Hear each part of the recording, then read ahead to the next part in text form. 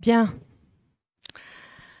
Alors bonjour à tous, bonjour à ceux qui regardent cette vidéo. Que la joie de l'Éternel soit votre force. Amen. Bien, alors je voulais vous parler que on a tous un nom ou un prénom. Alors je ne sais pas, mais est-ce que vous avez un surnom? Peut-être que lorsque vous étiez plutôt enfant ou plus jeune, comment est-ce qu'on vous appelait à la maison? Alors, je vais pas demander les dossiers là. Eh bien, vous savez que certains noms de famille viennent d'un surnom qu'on a donné à des gens par le passé. Eh bien, mes amis, dans la Bible, il y a des prénoms ou des surnoms et que parfois on comprend pas bien. Alors c'est assez étonnant, mais dans la Bible, chaque nom, chaque prénom, chaque titre peut avoir son importance.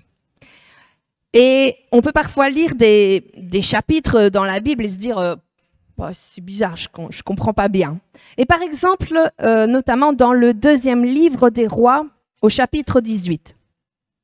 Alors, ce texte peut pas vraiment vous parler, et je crois que c'est assez rare d'entendre un message sur ce texte et surtout d'en tirer une édification. Alors, ce passage, donc de 2 Rois au chapitre 18, ça se situe à moins 700 avant Jésus-Christ. On se trouve en Assyrie. Et à l'époque, la Syrie, ça regroupe plusieurs pays. C'est l'Iran, l'Irak et la Syrie. Donc, ces 3 pays formaient ce qu'on appelle la Syrie. C'était le royaume le plus puissant, le plus fort de l'époque, et il avait comme capitale Ninive.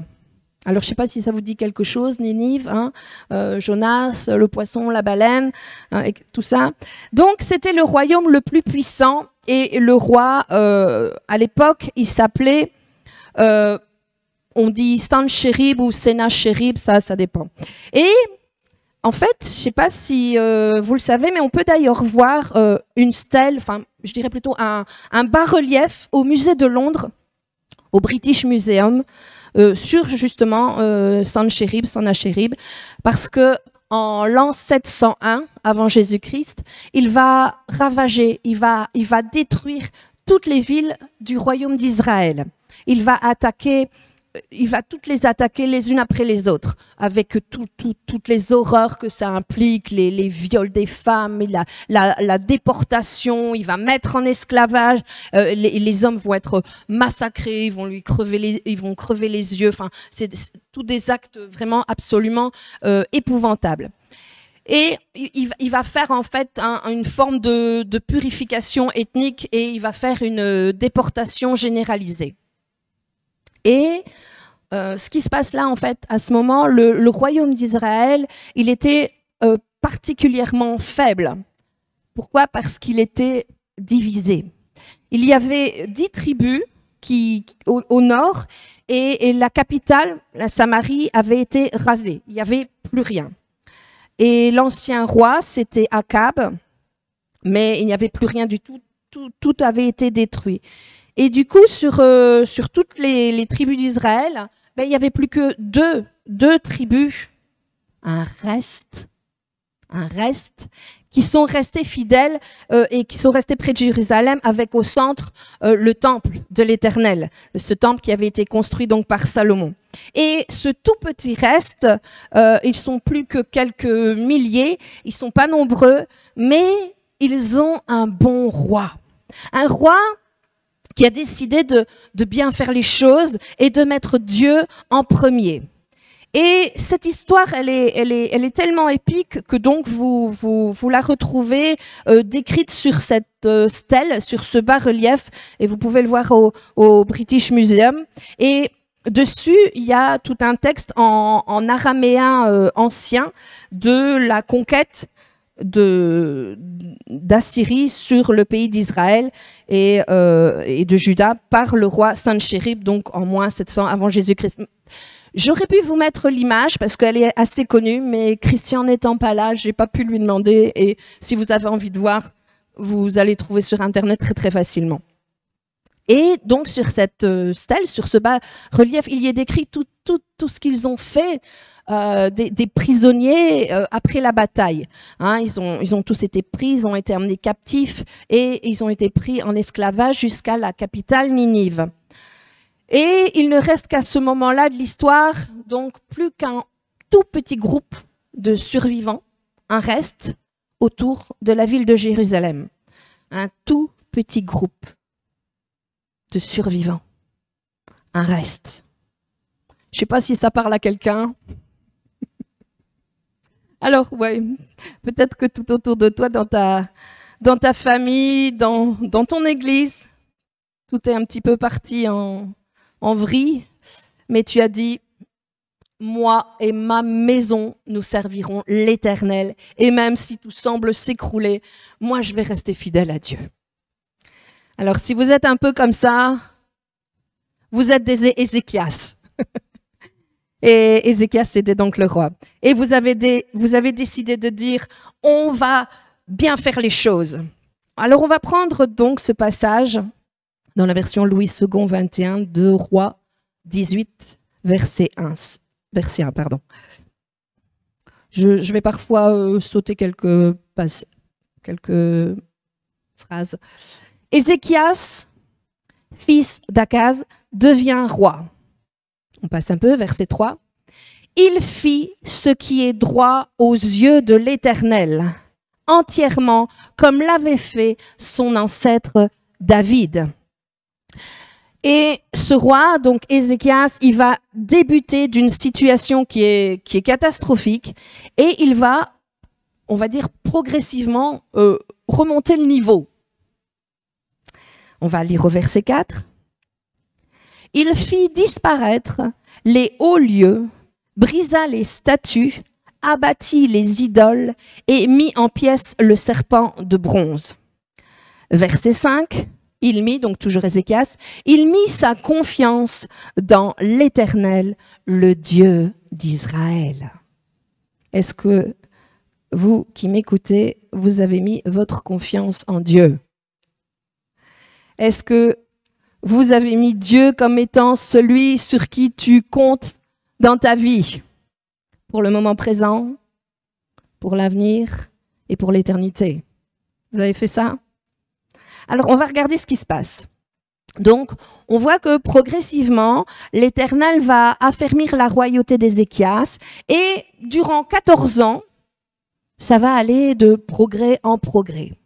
Et ça, c'est encourageant, hein, pour ceux qui ont décidé de marcher avec Dieu, parce que l'Éternel, il veille et il protège ceux qui lui font confiance. Hein, vous êtes d'accord avec ça? Oui, mais verset 17. Après 14 ans de paix et de sécurité, le roi d'Assyrie, il va envoyer une armée. Jusque-là, il n'avait pas attaqué ce reste de fidèles, donc à Jérusalem, il avait détruit tous les autres, mais pas ce petit royaume de fidèles. Mais la 14e année du règne d'Ézéchias, et on va voir ça, donc 2 Rois 18, verset 17. Toutefois, le roi d'Assyrie envoya de Lachis à Jérusalem vers le roi Ézéchias, Tartan, Rabsaris et Rabshakeh. Avec une puissante armée, ils montèrent et arrivèrent à Jérusalem. Et là, ils vont donc encercler la ville. Vous avez jamais eu ce genre d'impression d'être encerclé par l'ennemi? Oui. Parce que, en fait, tu es précieux aux yeux de Dieu, tu es précieux aux yeux de Dieu. Et Satan, il en veut à ta vie. Voilà ce qui se passe. Et la vérité, c'est que même si vous avez choisi Dieu, même si vous faites les choses bien, vous ne serez pas débarrassé des attaques du diable. Alors, comment détruire les plans, les stratégies du diable? Parce que oui, il y a des stratégies du diable contre notre vie. Tartan, Rabsaris, Rabshakeh. Alors, j'ai parlé au tout début de surnoms, parce qu'il y a des secrets bibliques assez surprenants là-dedans. Alors, dans un premier temps, nous allons voir les 3 stratégies du diable contre notre vie, et dans le deuxième temps, comment y réagir. Et ici, ce qu'a fait du coup Ézéchias. Et on voit ça dans 2 Rois 18, verset 18. Ils appelèrent le roi, le chef du palais royal Eliakim, le fils d'Ilkija, se rendit vers eux avec Shebna, le secrétaire, et l'archiviste Joach, fils d'Azaph. Alors, oui, ça va, je reconnais que ça fait un peu beaucoup de prénoms, mais je vais vous demander de vous concentrer. Donc, les 3 méchants, les 3 stratèges diaboliques sont Tartan, Rabsaris et Rabshakeh. Et les 3 stratégies divines pour résister, c'est Eliakim, Shebna et Joach. Alors, je vais vous laisser un peu de temps pour intégrer tout ça, parce que c'est vrai que ça fait beaucoup. Alors, grand 1, les 3 stratégies diaboliques. En fait, on pourrait dire que Satan a dans son jeu de cartes 3 atouts. Il va tenter, selon votre personnalité, selon qui vous êtes, il va sortir un atout, sortir une carte à laquelle vous êtes sensible. Et vous savez, je peux pas m'empêcher de penser à ceux qui ont abandonné, ceux qui vont plus à l'église, alors qu'ils avaient dit Dieu, je te suivrai tous les jours de ma vie. Ils s'étaient engagés avec lui, mais ils ont disparu. C'est pas pour les juger, mes amis, mais ça veut simplement dire qu'ils se sont fait cartonner, soit par Tartan, soit par Rabsaris, soit par Rabshakeh. Et je peux vous dire, votre adversaire, le diable, est un lion rugissant et dévorant, et il dit à qui le tour? Vous n'avez pas à lutter contre la chair et le sang, mais contre les puissances dans les lieux célestes. Il n'attaque pas seulement ceux qui ne sont pas fidèles. Il attaque aussi ceux qui sont fidèles à Dieu. Et c'est pour ça que certains de nos frères, certaines de nos sœurs qui marchaient avec nous ne sont plus là aujourd'hui. Et il nous faut vraiment prier et crier à Dieu, Seigneur, protège-moi, aide-moi à bien voir, bien discerner les stratégies du diable et surtout bien mettre en place les contre-feux divins, les barrages de Dieu contre l'ennemi. Amen. Donc, le premier des ennemis, c'est Tartan. Alors, Tartan, c'est un mot araméen qui veut dire le chef des guerriers, le général de l'armée du roi païen d'Assyrie. Alors Tartan, comment il a été sélectionné? Tartan, il a été sélectionné parce que c'était lui qui était le plus capable d'appliquer avec cruauté les ordres de son roi complètement fou. Le diable a des démons à sa solde. Satan n'est pas parti tout seul lorsqu'il a été banni à cause de sa rébellion contre Dieu. Il a embarqué avec lui des anges déchus et un tiers, et qu'on appelle des démons. Et si vous regardez bien dans la Bible, Tartan, Rabsaris et Rabshakeh, vous allez un peu les voir partout, hein, évidemment pas avec ces noms-là, mais dans des versions différentes. Et si vous regardez bien, déjà, dans le jardin d'Éden, il y avait déjà ça. Et si vous regardez la tentation de Jésus, il y a déjà ces 3 formes-là. Il y a tout le temps ces 3 formes-là. Alors, Tartan, c'est le plus violent, c'est le plus cruel, c'est le plus sadique, c'est le plus persécuteur.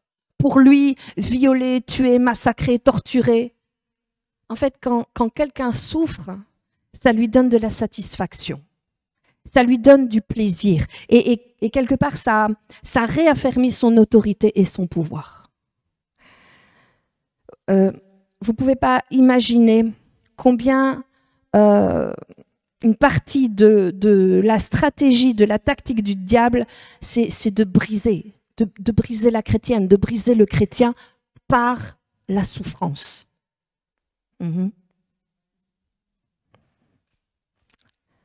J'entends qu'il y en a qui comprennent.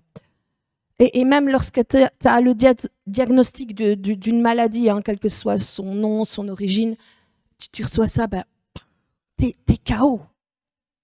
Ça te tombe dessus. T'as beau avoir loué Dieu juste avant ou lu ta Bible, quand le diagnostic tombe, ça détruit. Ça fait mal.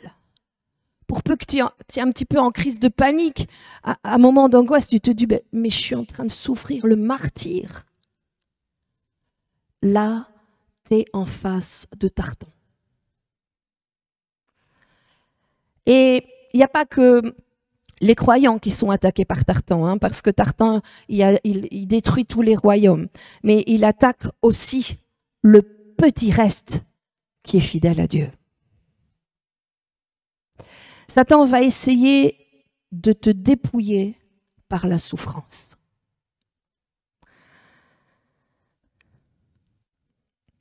Et parfois, il n'a même pas besoin de te toucher. Il suffit juste qu'il te fasse peur. Parce qu'en vérité, pour certains, rien que la peur de la mort, ça les met en panique, ça les met en vrac. Mais retenez ce que la Bible dit. Que Jésus est venu pour délivrer ceux qui, durant leur vie entière, vivaient dans la peur de la mort. Il faut réaliser que Jésus à la croix a porté tous nos péchés, toutes nos maladies, et qu'il nous a donné accès à la vie éternelle.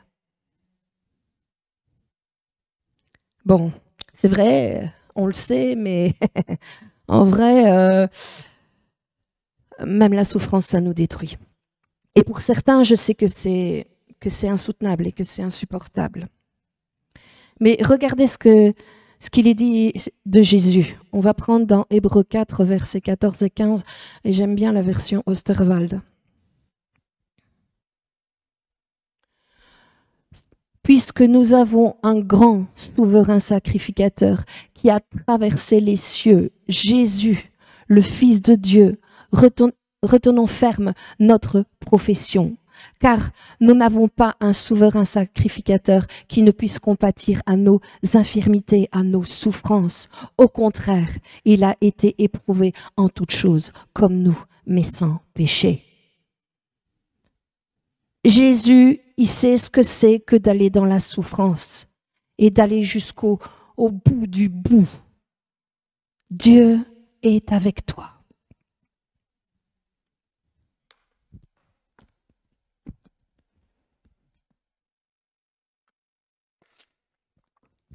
Alors, on pourrait se dire, mais pourquoi l'Éternel n'a pas bloqué Tartan plus haut, avant qu'il puisse faire tout ça? Regardez un peu Job.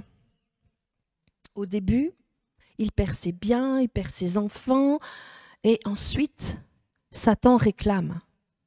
Et il dit à Dieu, laisse-moi attaquer son corps, laisse-moi attaquer sa peau. C'est Tartan, ça, hein? Lui donner une maladie qu'il fasse souffrir. Et on ne sait pas pourquoi, mais Dieu laisse faire. Non, pas si. Dieu laisse Tartan aller loin. Et d'ailleurs, à la fin, Dieu dit à Job, c'est moi qui mets une limite à l'océan. C'est moi qui dis stop. Mais beaucoup de croyants sont KO et sont terrassés par cette première stratégie qu'est la souffrance. Et tout ça pour nous faire douter de l'amour de Dieu.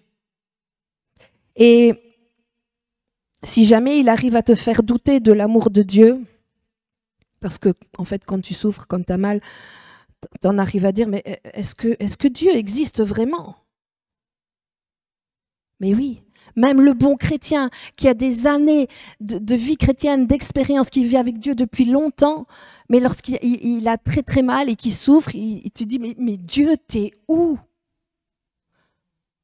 Si tu existes, pourquoi tu permets la souffrance? Et vous savez, objectivement, avec juste cette carte, cet atout de Satan, ben Satan arrive à liquider une grande partie des croyants. Mais apparemment, tu es encore là. C'est bien. Ça veut dire que Tartan n'a pas réussi à t'empêcher de connecter avec Dieu. La preuve, encore aujourd'hui, tu fais confiance à l'Éternel, sinon tu ne serais pas là. Bravo. Bon, attention, il y a le deuxième qui arrive. Alors, le deuxième, c'est Rabsaris. Et comme Satan, il voit que malgré la douleur et la souffrance et que même que tu es en galère, tu continues à aimer Dieu, alors du coup, il va changer de stratégie. Au lieu de te frapper, de te casser, il va te caresser. Attention, je vais mettre des guillemets parce que il va te brosser dans le sens du poil, on va dire. Il te dit, ah, mais j'ai des choses bien pour toi. Rabsaris, c'est quoi ce nom? Bon, le général, on a vu, hein, on comprend, hein, puisqu'il conduit une armée, hein, mais derrière le général, il y a celui-là, un petit vicieux là, Rabsaris. C'est le chef des eunuques. C'est quoi cette stratégie? Et le chef des eunuques à la cour du roi de Ninive, c'est ça. Alors, un eunuque, si vous ne savez pas ce que c'est un homme, enfin plus tout à fait entier, qui s'occupe en fait du harem du roi. Et ces hommes-là, leur vie en fait, elle était dédicacée et faite pour, c'était d'organiser et de préparer les plaisirs charnels du roi de Ninive. Et en fait, plus particulièrement, ils allaient chercher des jeunes filles, des jeunes femmes dans les provinces. D'ailleurs, je ne sais pas si ça vous rappelle quelque chose, l'histoire d'Esther, ben, c'est un peu ça. Et les femmes sont pas consentantes. Elles sont arrachées à leur famille. Et du coup, elles sont là, donc, et elles sont éduquées, elles sont forcées à apprendre tout pour les plaisirs du roi. Elles doivent séduire et flatter le roi, et c'est donc le travail des eunuques de les préparer à ce mensonge de la séduction. Et c'est donc là le deuxième plan de Satan, il va essayer de séduire par Rabsaris. Parce que si Tartan n'arrive pas à te mettre KO, Rabsaris, par son côté perfide et séducteur, il va réussir à le faire. Alors, Rabsaris, il va appuyer sur tes manques et tout ce qui est de tes frustrations, et pour t'embarquer et te faire dévier et te faire pécher. Ça me fait penser un petit peu, je ne sais pas si vous connaissez l'histoire de Balaam. Alors Balaam, c'était un homme très tordu dans sa tête, hein, très corrompu, et qui avait une forme de puissance spirituelle mais occulte. Et un jour, on lui a demandé de détruire le peuple de Dieu. Et on lui a demandé de maudire et le peuple de Dieu. Et Balaam essayait de maudire par la violence. Il a essayé de faire des incantations du haut de la montagne. Et au point, il était même payé. Il était même payé pour maudire. Mais il n'y est pas arrivé. Parce que Dieu avait dit, la violence, non. Tu ne pourras pas détruire le peuple de Dieu. Mon peuple, je le protège. Et du coup, Balaam va dire quelque chose d'assez sordide. Il va donner comme conseil à l'ennemi, on ne peut pas casser un enfant de Dieu, sauf si il s'auto-saborde. Donc, plutôt que de le casser par la violence, fais-le pécher, fais-le entrer dans le péché, fais-le pécher contre Dieu. Comme ça, grâce au péché, ben, il va lui-même s'injecter le venin qui va le pourrir, en fait. Si vous voulez voir l'histoire, c'est dans Nombre 24. Donc, voilà ce que Rabsaris essaye de faire si Tartan n'a pas réussi. Il va essayer de te convaincre de pécher au travers de la séduction pour que tu te sentes mal et que tu dises non, puisque je fais ça, je suis pas un bon chrétien, je suis pas une bonne chrétienne. Quelque part, j'ai une double vie. Alors, non, ça sert plus à rien. J'arrête de lire ma Bible, j'arrête de prendre la Sainte Seine, je vais plus à l'église. De toute façon, ce truc-là, j'y arrive pas. Et c'est plus fort que moi. Rabsaris, il est tordu. Il vient, et une fois qu'il prend la place en toi, il te dit, ici c'est chez moi. Petit rappel, ton corps est le temple du Saint-Esprit. Ton corps est le temple du Saint-Esprit. Alors, n'impose pas au Saint-Esprit une cohabitation avec Rabsaris. Entre les deux, ça ne peut pas fonctionner. Et vous savez ce que ça va donner? La culpabilité. Alors, tu vas devoir choisir avec qui tu veux vivre. Amen. Alors, maintenant, troisième ennemi, Rabshakeh. Rabshakeh, donc après le chef des tordus, là, Rabshakeh, alors lui, il a deux fonctions. Le titre exact pour les encyclopédies, c'est le grand échanson. Alors pour ceux qui ont lu un peu l'histoire de Joseph, vous savez que ça a un rapport avec les boissons alcoolisées, enivrantes, etc. En fait, c'est le chef au niveau du palais de Ninive de toutes les réjouissances du roi, et c'est à la fois le ministre des Finances et le ministre de la fête. C'est bizarre, hein? En général, ça ne va pas ensemble. Mais en fait, le budget de Satan, il commence sur la terre et il finit sur la terre. Vous savez, Satan, il connaît son histoire et elle finit mal. Donc, il n'y a que la vie sur la terre pour tout claquer. Après quoi viendra le jugement et l'enfer. Donc, Satan, il a une somme qu'il doit vite craquer pour toi afin de t'attirer loin de Dieu, afin que tu ailles en enfer avec lui. Et pour ça, il a envoyé Rabshakeh. Rabshakeh, il te dit, ta vie sur la terre, mais elle est pourrie, mec. Mais quand même, honnêtement, pour quelqu'un qui donne sa dîme, pour quelqu'un qui est fidèle avec ses offrandes et tout, tu trouves pas que tu galères? Comme ça, t'as du mal chaque fin de mois. Hein? Franchement, tu trouves que Dieu est vraiment celui qui pourvoit? On va voir ce qu'il dit justement dans 2 Rois 18, verset 25. Regardez ce qu'il dit, version Sommer.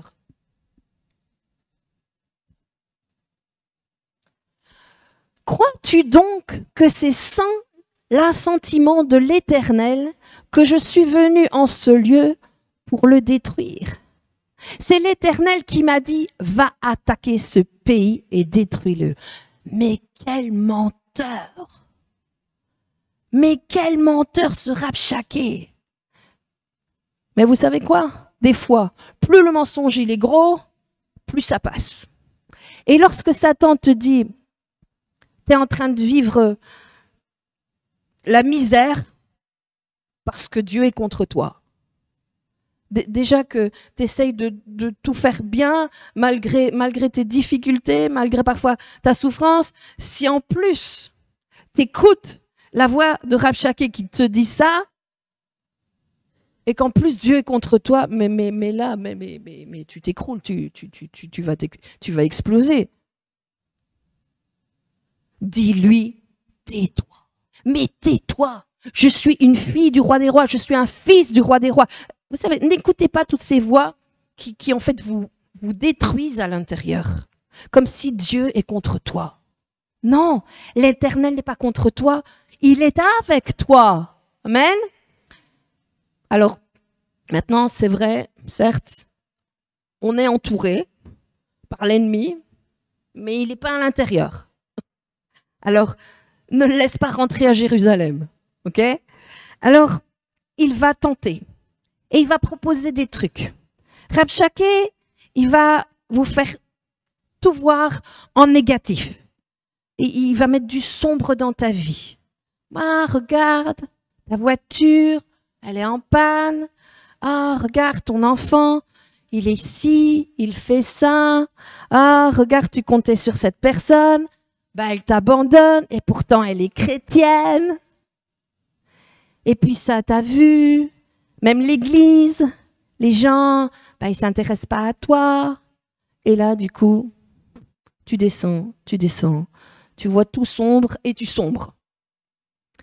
Et quand il voit que tu es au fond, que tu es cuit, il va te proposer un deal. Comme au peuple d'Israël qui était en train de mourir de faim sur la muraille. Bah oui, parce que les pauvres, ils étaient dans une telle situation, ils n'avaient plus rien à manger, ils n'avaient plus d'eau, il n'y avait plus rien, ils étaient ils n'avaient plus d'énergie et ils n'avaient vu aucune promesse de Dieu. Bah oui, parce que soi-disant, le pays dans lequel ils étaient, c'était le pays où coulait le lait et le miel. Bah là, il n'y avait plus de lait, il n'y avait plus de miel, il n'y avait plus rien. Et parfois, c'est vrai que même si tu es un homme ou une femme de Dieu formidable, bah, il n'y a plus rien. On va prendre donc 2 Rois 18, verset 31 dans la version Summer. N'écoutez pas Ézéchias, car voici ce que vous propose le roi d'Assyrie. Là, c'est le deal de Rabshakeh. Faites la paix avec moi. Rendez-vous à moi. Alors chacun de vous mangera les fruits de sa vigne et de son figuier, et chacun boira de l'eau de son puits. Ah, et là tu te dis, ah ouais, mais quand même, là à la base, c'était des choses que Dieu m'avait promises. Parce que moi, quand j'ai signé avec Dieu, il m'a dit, toute chose concourt au bien de ceux qui aiment Dieu.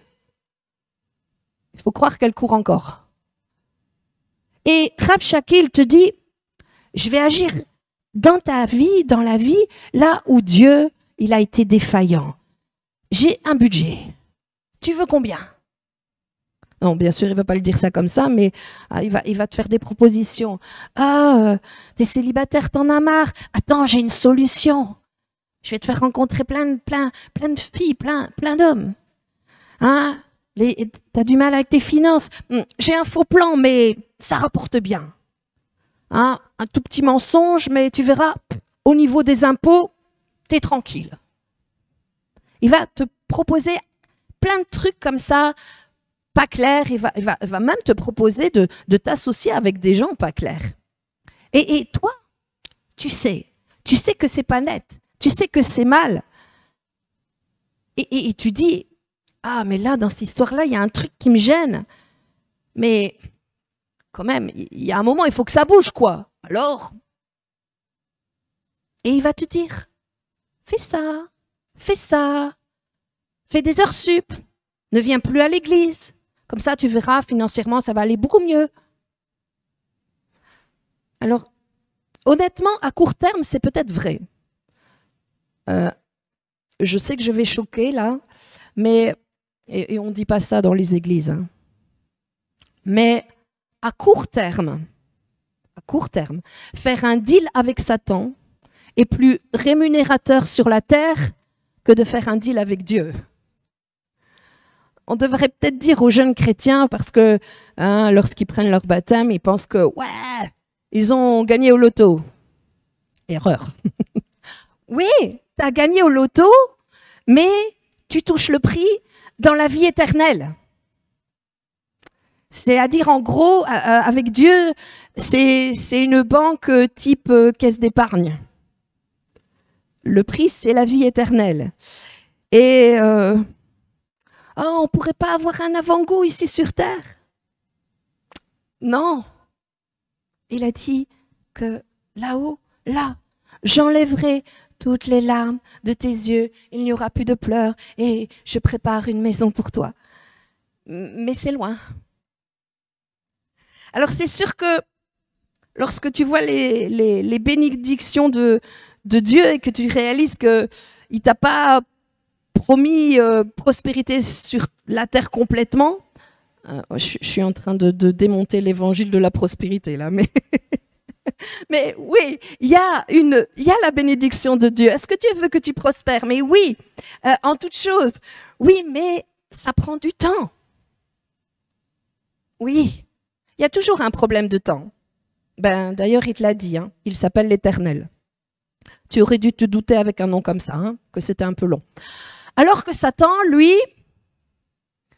avec lui, ben, le virement, il est sur ton compte demain matin, première heure.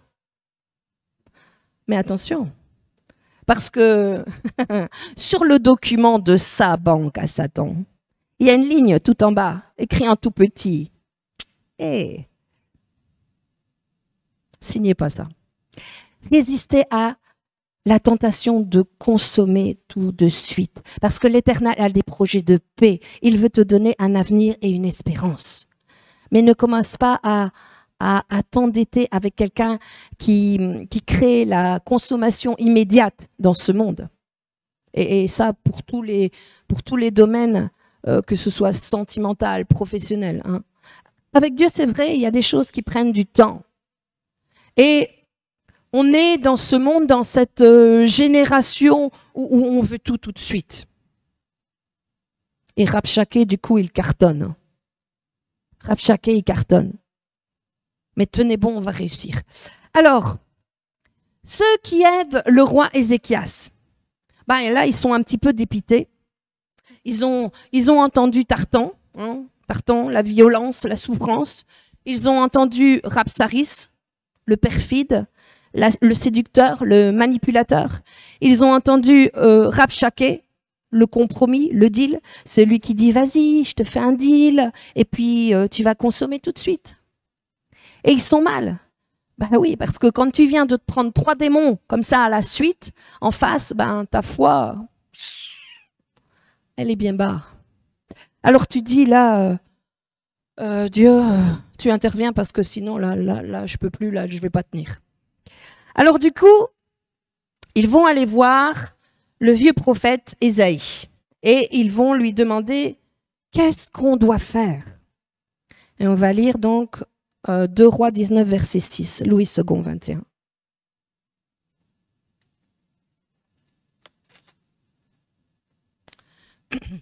Voici ce que dit l'Éternel. Ne te laisse pas effrayer par les paroles que tu as entendues et par lesquelles les serviteurs du roi d'Assyrie, les 3 là, m'ont insulté. Tu sais quand il a essayé de te séduire. Tu sais quand il a essayé de te casser, de te briser. Quand il a essayé de t'acheter. Tu sais que Satan, il n'aurait pas dû t'attraper, toi. Parce que en t'attaquant, toi, qui es la fille du roi des rois, toi, l'homme de Dieu, eh bien, il a attaqué ton boss. Et là, il n'aurait pas dû. Parce que si Satan en veut à ta vie, Dieu, lui, il t'aime fort. Amen. Et du coup, il va dire de mettre en place 3 puissances du ciel pour répondre, pour riposter aux stratégies de l'enfer, aux stratégies de Satan. Alors, les 3 stratégies pour détruire le diable. Premièrement, Eliakim, chef de la maison du roi. Alors, Eliakim, c'est quelqu'un qui s'occupe en premier des affaires du roi. La première stratégie, quand tu veux servir Dieu, c'est Dieu avant tout. Dieu n'est pas en numéro 3, il n'est pas en numéro 2, mais Dieu est en premier. Et pour ça, je voudrais qu'on prenne Matthieu 6, verset 33, Louis II, 21. Cherchez d'abord le royaume et la justice de Dieu, et tout cela vous sera donné en plus. Oh, amen. Tu peux pas faire un compromis. Tu peux pas dire, je vais prendre un petit peu de Rabshakeh et puis je vais prendre un petit peu de Dieu. Non, non, non, non, non. Dieu cherche des hommes et des femmes qui disent, je suis un responsable. Je suis un chef de la maison du roi de l'Éternel. Les ordres de mon Père céleste, ils sont prioritaires. C'est les plus importants. Avant de m'engager dans quoi que ce soit, je demande l'avis de mon boss au ciel. Dieu, toi qui es mon Père, qui es mon roi, est-ce que tu me conseilles de faire ça ou pas? Je te conseille de demander ça avant chaque décision. Et surtout, s'il te dit non, ne le fais pas. Obéis. Et si tu as l'impression qu'il ne te dit rien, observe et regarde tes motivations. Est-ce que tes motivations sont bonnes? Si oui, dans ce cas, vas-y. Et si tes motivations ne sont pas bonnes, alors n'y va pas. Et interroge-toi sur quelles vont être les conséquences pour tes enfants, pour ta femme, ton mari, pour ton église, etc. Un chef de la maison du roi, il calcule les intérêts du roi. Est-ce que Dieu est ton sauveur? Ou est-ce que Dieu est ton Seigneur? Vous savez, il n'est pas seulement notre sauveur pour nous sortir de nos moments de difficulté. Il est aussi notre Seigneur. Et il doit être numéro 1 dans les moments faciles comme les moments difficiles. On ne peut pas aller tout le temps voir Dieu que quand ça ne va pas. Tu as une difficulté, une misère, là tu vas, tu pries. Mais pour que tu viennes plus souvent à lui, est-ce que Dieu va devoir permettre qu'il t'arrive galère sur galère ou quoi? Ben non, mets Dieu en premier. Point. Plutôt que de faire un deal avec Rabshakeh, fais un deal avec Dieu et dis « Je m'occuperai en premier de tes affaires et toi, tu t'occuperas des miennes. » Amen. Alors, deuxième personnage de la stratégie. Alors, c'est Shebna. Shebna, c'est le secrétaire. Il vient avec le papier et le crayon. Et on peut se dire, mais il va se faire défoncer, lui. C'est quoi cette stratégie de fou? Et Ézéchias, tu amènes un secrétaire. Le gars, il sait juste lire et écrire. Et c'est lui que tu amènes face à Tartan. Mais il ne va pas tenir 5 minutes. Pourquoi Dieu dit amenez un Shebna dans vos vies? Pourquoi Dieu te dit fais le travail d'un secrétaire?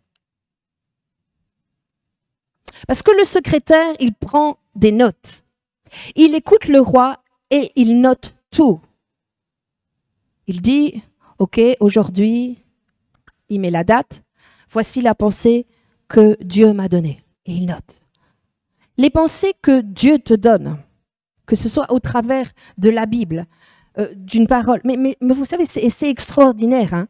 Maintenant, si tu n'ouvres pas ta Bible, ben, tu as moins de chances de recevoir. Une pensée de Dieu peut venir alors que tu pries, et alors prends du temps avec Dieu. Et prends des notes. Alors certains disent, mais moi, Dieu, il ne me parle jamais. Si, il t'a parlé, mais tu n'as rien noté. Et puis, ce qui s'est passé, tu as oublié. Sur le moment, c'était bien, tu l'as reçu, ça t'a regonflé, ça t'a boosté, mais 5 minutes après, tu as oublié. Fais en sorte que ce que Dieu te donne, ça ait une influence dans ta vie. Alors, note-le pour pas l'oublier. Dieu dit dans Jérémie 29, versets 13 à 14, « Vous me cherchez et vous me trouverez, parce que vous me cherchez de tout votre cœur.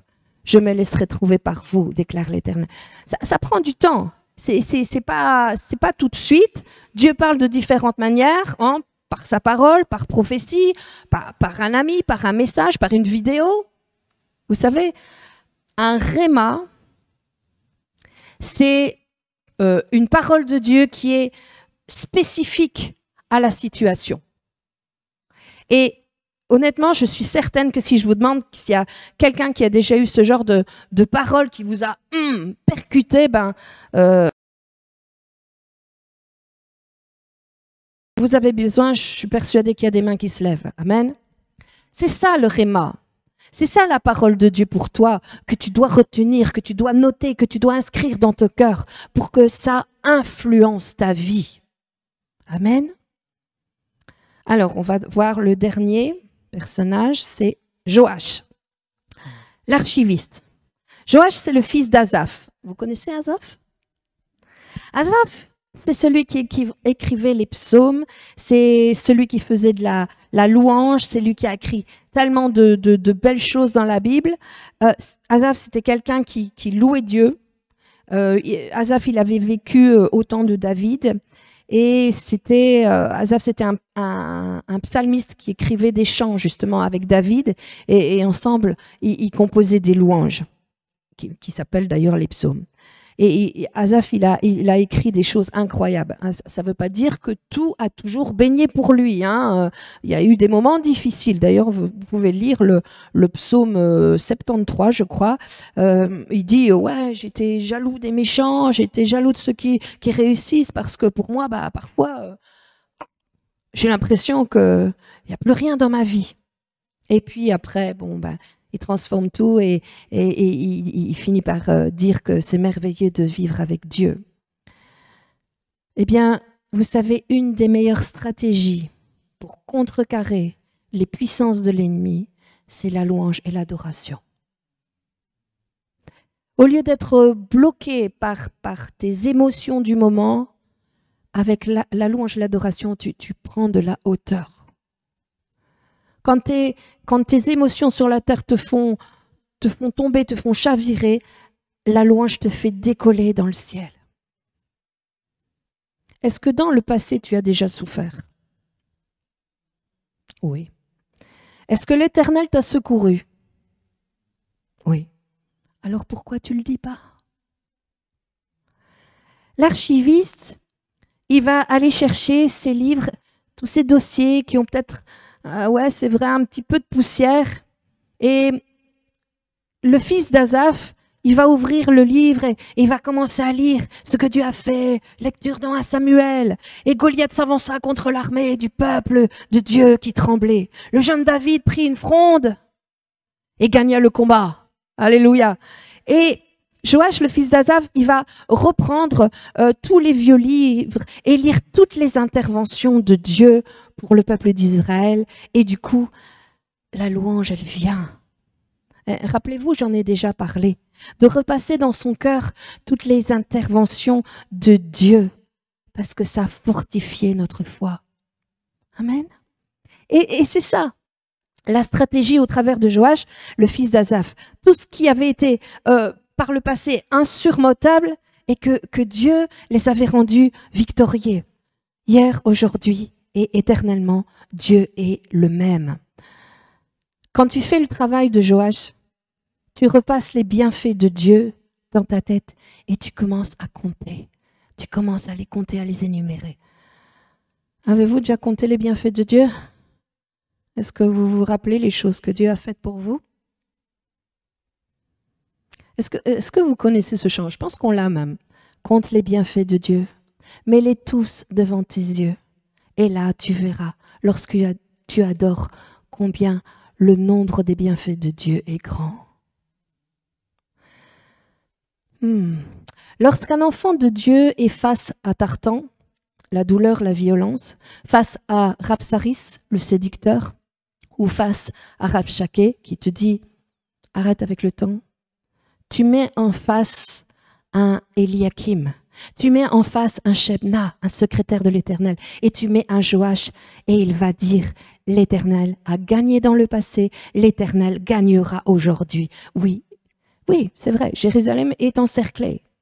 Hein, mais vous savez, ça me fait penser, tout comme à l'époque aussi où avec Élisée, dans la ville de Dothan, où ils étaient encerclés. Même le serviteur, il avait peur, il tremblait. Et Élisée lui a dit, mais ouvre les yeux, parce que ceux qui sont avec nous sont plus nombreux que ceux qui sont contre nous. Alléluia. Et le serviteur a vu les anges et les chars de feu. Plus il y a de démons, plus il y a des anges. Mais tu n'as pas à lutter contre la chair et le sang, mais contre des puissances dans les lieux célestes. Mais la bonne nouvelle, mes amis, c'est que nous avons un avocat, Jésus-Christ. Nous sommes auprès du Seigneur des armées, El Shaddai, le Tout-Puissant. Et il dit un mot. Et regardez d'ailleurs ce qui va se passer. 2 Rois 19, verset 35. Cette nuit-là, l'ange de l'Éternel sortit et frappa 185 000 hommes dans le camp des Assyriens. Alors, je vous parlais au début de cette stèle, de ce bas-relief qui est au British Museum et qui relate effectivement aussi cette défaite terrible et inexpliquée contre un petit royaume, un petit reste. Ah, mes amis, il ne faut pas attaquer quelqu'un de Dieu. Et ce roi, il est retourné d'Ardar en urgence à Ninive et là, il a été assassiné. Et Tartan a perdu son poste ainsi que les 2 autres. Ils ont tous été dégagés. Vous savez, Satan n'a pas longtemps, il n'a qu'une vie pour essayer de t'attirer. Mais toi, tu dis, moi et ma maison, nous servirons l'Éternel et je compterai les bienfaits de Dieu. Amen. Amen. C'est ce que je voulais vous apporter ce matin.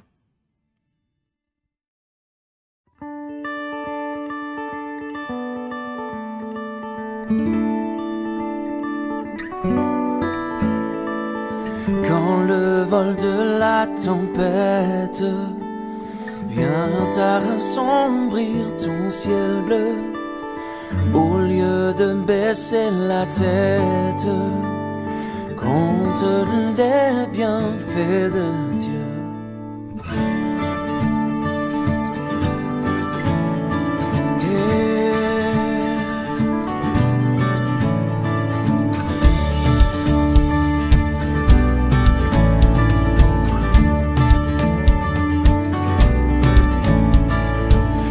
Sur la route glissante, tu chancelles sous ta croix.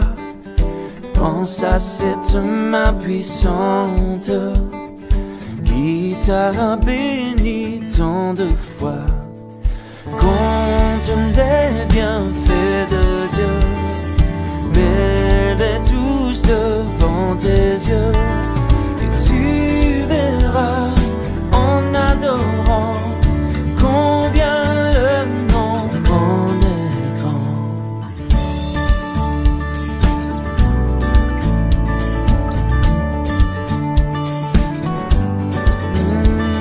Si tu perds dans le voyage plus d'un cher et doux trésor, pense au divin héritage qui là-haut te reste encore. Compte les bienfaits de Dieu, mets-les tous devant tes yeux, et tu verras en adorant combien le nom en est grand. Compte les bienfaits de Dieu, mets-les tous devant tes yeux, et tu verras en adorant combien le nom en est grand.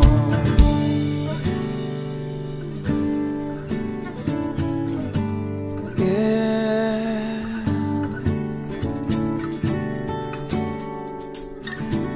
Compte les bienfaits.